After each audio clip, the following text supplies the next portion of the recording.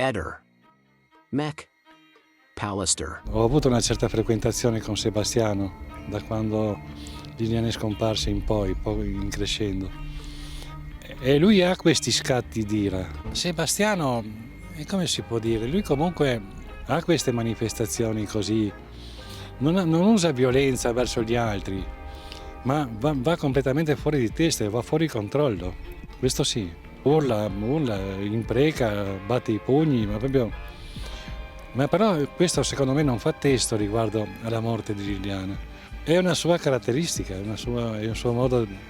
Certe cose lo colpiscono a livello emotivo veramente molto forte e là perde il controllo di sé.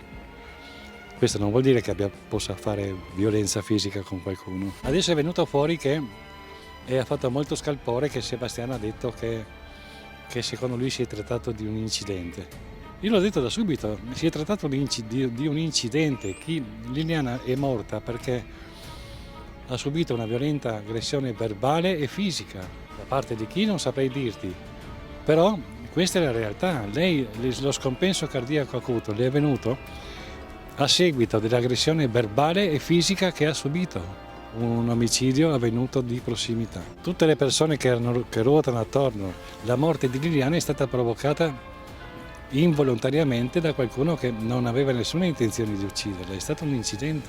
Nel video precedente avevo riportato questi due screen con gli orari in cui l'albergatrice il 18 parla con Sebastiano. Come potete vedere, perché qualcuno ha ipotizzato che l'albergatrice faceva stalking nei confronti di Sebastiano, una delle due chiamate la fa l'albergatrice, ma l'altra chiamata la fa Sebastiano l'albergatrice. È importante anche ricordare che Sebastiano l'albergatrice dirà che con 500 euro di pensione non può vivere e in più dirà che sicuramente sarà arrestato in quanto colpevole della morte di Liliana. Pochi giorni dopo però invece le dirà che non sarà più arrestato, esprimendo la convinzione, che poi riporterà anche alle TV, che l'assassino di Liliana non sarà mai identificato.